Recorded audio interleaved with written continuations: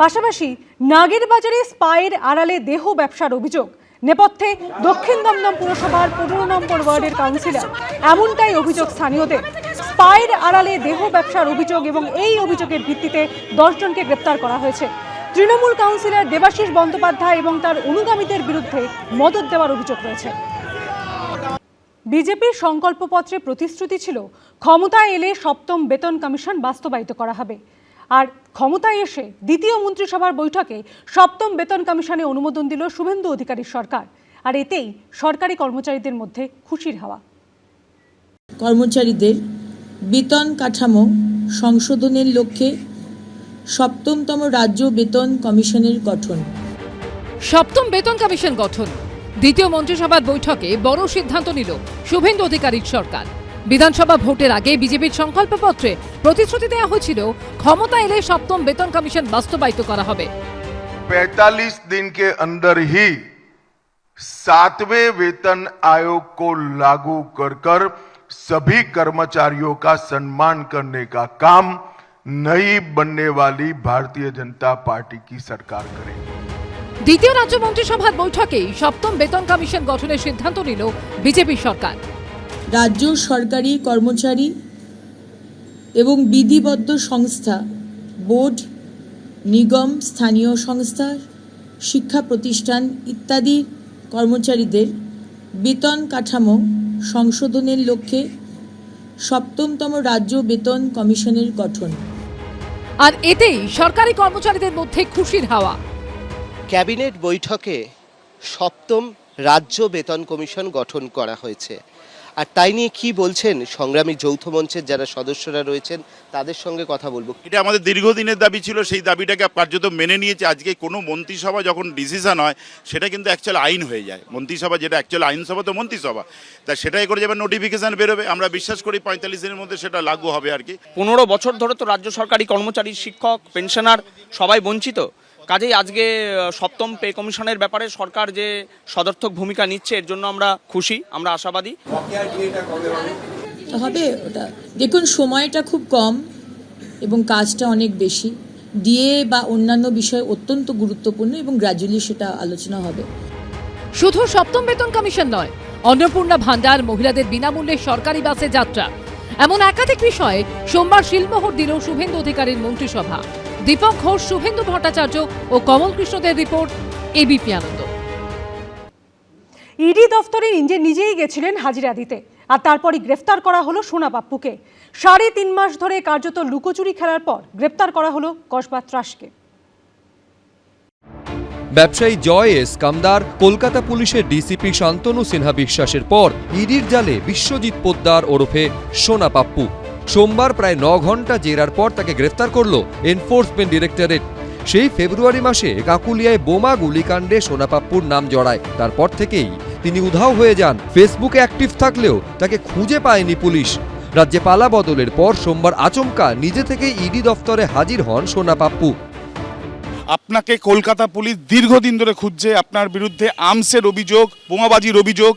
আপনি আজকে ইডি দপ্তরে, এর আগে শান্তনু সিনহা বিশ্বাস গ্রেপ্তার হয়েছে, কি বলবেন? আমি আগেও বলেছি আমি কোনো বোমাবাজি, কোনো কাকুলিয়া কেসে জড়িত ছিলাম না। সেদিন আমি পুজোতে বসেছিলাম। আপনাকে পুলিশ খুঁজে পেয়েছিল? মানে না, আমি ঘরেই ছিলাম। পুলিশ আমাকে 1-2 বার এসেছিল ঘরে, আমি বাইরে বেরোইনি। সোমবার 9 ঘন্টা জেরার পর সোনা পাপ্পুকে গ্রেফতার করল ইডি। তোলাবাজি, জমি দখলের অভিযোগে তাকে গ্রেফতার করা হয়েছে। ইডি সূত্রে আগেই দাবি করা হয়েছিল এই সিন্ডিকেট চলত একটা ত্রিভুজের মতো মডিউলে, যার অংশ ছিলেন ব্যবসায়ী জয় এস কামদার, কলকাতা পুলিশের ডিসিপি শান্তনু সিনহা বিশ্বাস এবং সোনা পাপ্পু। 3 জনই আপাতত ইডির হাতে গ্রেফতার। এনফোর্সমেন্ট ডিরেক্টরেট সূত্রে দাবি, বেছে বেছে প্রবাসী প্রবীণ নাগরিকদের টার্গেট করত এই সিন্ডিকেট। প্রথমে জমি বিক্রেতাদের সব শর্ত মেনে চুক্তি করত কামদারের মতো ব্যবসায়ী, কিন্তু পরে চুক্তি অনুযায়ী টাকা দেওয়া হতো না। উল্টে বিক্রেতাদের বিরুদ্ধে থানায় অভিযোগ ঠুকতেন প্রমোটার। তখনই আসরে নামতেন পুলিশ কর্তা শান্তনু সিনহা বিশ্বাস। তার নির্দেশে থানায় ডেকে এনে চাপ দেওয়া হতো বিক্রেতাদের। সেই সঙ্গে সমান তালে হুমকি ধমক দিত সোনা পাপ্পু। যদিও ইডি অফিসে হাজির হয়ে নিজের হয়ে সাফাইয়ের সুর শোনা যায় সোনা পাপ্পুর গলায়। কোনো জমি দুর্নীতির সঙ্গে আমি যুক্ত না। আর শান্তনুবাবুর কথা বলছি, শান্তনুবাবুকে আমি কোনোদিনই নিজের সামনাসামনি দেখিনি, কথাও জীবনে কোনোদিন আমার সঙ্গে শান্তনুবাবুর কোনো কথা হয়নি। তবে এইসব জারিজুরি শেষ অবধি কাজে এলো না। জয় এস কামদার এবং শান্তনু সিনহা বিশ্বাসকে ইডি ইতিমধ্যেই গ্রেফতার করেছে। এবার গ্রেফতার করল সোনা পাপ্পুকে। আবির দত্ত, প্রকাশ সিনহা, সুদীপ্ত আচার্য, এবিপি আনন্দ। পার্ক সার্কাসের ঘটনায় জিরো টলারেন্সের বার্তা দিলেন মুখ্যমন্ত্রী। অসামাজিক কাজ বরদাস্ত হবে না বলেও এদিন বার্তা দিয়েছেন শুভেন্দু অধিকারী। পার্ক সার্কাসের ঘটনায় এখনো পর্যন্ত 40 জনকে গ্রেপ্তার করেছে police. Clear message, zero tolerance. অশান্তি রুখতে মুখ্যমন্ত্রীর কড়া বার্তা।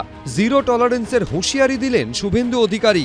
ভাঙচুর, গুন্ডামি থেকে পুলিশের ওপরে হামলার ঘটনা আর বরদাস্ত নয় বলে সোমবার পার্ক সার্কাসে দাঁড়িয়ে স্পষ্ট বার্তা দিলেন মুখ্যমন্ত্রী শুভেন্দু অধিকারী। পুলিশকে দিলেন ফ্রি হ্যান্ড আর গুন্ডাদের লাস্ট ওয়ার্নিং। পার্ক সার্কাসের বুকে দাঁড়িয়ে ছাড়লেন হুঙ্কার। হঠাৎ করে কিছু লোককে জড়ো করে ধর্মীয় স্লোগান দিয়ে পাথর ছোড়া, এটা শ্রীনগরেও বন্ধ হয়ে গেছে। আমার মনে হয় পশ্চিমবঙ্গে বা কলকাতাতে এটাও বন্ধ হওয়ার খুব দরকার রয়েছে। রবিবার দুপুরে অশান্ত হয় পার্ক সার্কাস। দুষ্কৃতী দৌরাত্মে রণক্ষেত্রের চেহারা নেয় এলাকা। বেআইনিভাবে রাস্তা অবরোধ, আর তা তুলতে এলে পুলিশের ওপরে আক্রমণ। পুলিশ ও কেন্দ্রীয় বাহিনীর জওয়ানদের গাড়ি ভাঙচুর থেকে ইটবৃষ্টি, কিছুই বাদ যায়নি। পাল্টা লাঠিচার্জ করে পুলিশও। পার্ক সার্কাসের ঘটনায় বেশ কয়েকজন পুলিশ কর্মী ও 2 জন সিআরপিএফের জওয়ান আহত হয়েছেন। সোমবার তাদের সঙ্গে কথা বলতে পার্ক সার্কাসে সাউথ ইস্ট ডিভিশনের ডিসির অফিসে আসেন মুখ্যমন্ত্রী। সঙ্গে ছিলেন সিপি সহ কলকাতা পুলিশের উচ্চপদস্থ কর্তারা। আহত পুলিশ কর্মী এবং জখম সিআরপিএফ জওয়ানদের সঙ্গে কথা বলেন শুভেন্দু অধিকারী। এরপর গুন্ডামি রুখতে কড়া বার্তা দেন মুখ্যমন্ত্রী। মুখ্যমন্ত্রী হিসেবে এবং পুলিশ মন্ত্রী হিসেবে শুভেন্দু অধিকারী তিনি কিন্তু আজ পার্ক সার্কাস 7 পয়েন্টসে ডিসি সাউথ ইস্ট ডিভিশনের অফিসে আসেন এবং সেখানে কিন্তু গতকাল যে রণক্ষেত্রের চেহারা নিয়েছিল পার্ক সার্কাস 7 পয়েন্টস, একটি ধর্মীয় ভাবাবেগকে সামনে রেখে রীতিমতো যেভাবে উত্তেজনা তৈরি হয়েছিল এবং যে ক্ষেত্রে পুলিশকে লক্ষ্য করে ইটপাটকেল ছোড়া, পাথর ছোড়া হয়েছিল, তারই প্রতিবাদে কিন্তু মুখ্যমন্ত্রী সরাসরি পুলিশকে বার্তা দিলেন পুলিশ যেন কোনো রকম কোনো ধর্ম, কোনো রাজনৈতিক দল, কোনো রং না দেখে একেবারে সরাসরি পদক্ষেপ গ্রহণ করে। এই কাজগুলো থেকে বিরত থাকুন। যদি মনে করেন আগের সরকার আছে, আগের নিয়ম আছে, আগের মতো পুলিশকে, ফোর্সকে হাত পা বেঁধে রেখে দেওয়া হবে, তাহলে কিন্তু ভুল করবেন। তো ক্লিয়ার মেসেজ, জিরো টলারেন্স। এই ধরনের ভ্যান্ডালিজম, হুলিগানিজম, রাউডিজম এবং anti national, anti social activities we are not allowed. Park circus কাণ্ডে এখনো পর্যন্ত নাগমা, চাঁদনি বেগম, মোহাম্মদ কাইফ, ওয়াসিম আজহার, মোহাম্মদ শামীম সহ 40 জনকে গ্রেফতার করেছে পুলিশ। पार्क सर्कस में काल जो किया हमारी पुलिस भाई का साथ, आपको भुगतना पड़ेगा, बहुत जोर भुगतना पड़ेगा। पुलिस के ऊपर पत्थरबाजी करेगा तो सबक सिखाने काम भारतीय जनता पार्टी का सरकार करेगा। और आसनसोल में फाड़ी में तोड़फोड़ कर दिया ना, 200% वसूली होगा। जो किया है उसको पकड़ से निकाल के करूंगा। আগের প্রশাসন যেটা ছিল পুলিশকে একদম ক্রিপল করে রেখেছিল, পঙ্গু করে রেখেছিল। কালকের দেখো ঘটনা, পার্ক সার্কাসের ঘটনা, পুলিশ ইমিডিয়েটলি অ্যাকশন স্টার্ট করে এবং 45 মিনিট থেকে 1 ঘন্টার মধ্যে সিচুয়েশন কন্ট্রোল করে, ট্যাঞ্জিবল নাম্বার অফ অ্যারেস্ট করে। পার্ক সার্কাসের ঘটনায় বেআইনি জমায়েত, হিংসা ছড়ানো, মারাত্মক অস্ত্র নিয়ে অশান্তি করা, সরকারি কর্মীদের কাজে বাধা, তাদের মারধর করা, সরকারি সম্পত্তি নষ্ট এবং ক্ষতিপূরণ আদায় সংক্রান্ত আইনে মামলা রুজু করা হয়েছে। হিন্দোল দে, পার্থপ্রতিম ঘোষ, সুদীপ্ত আচার্য, এবিপি আনন্দ। এবিপি আনন্দ, এগিয়ে থাকে, এগিয়ে রাখে।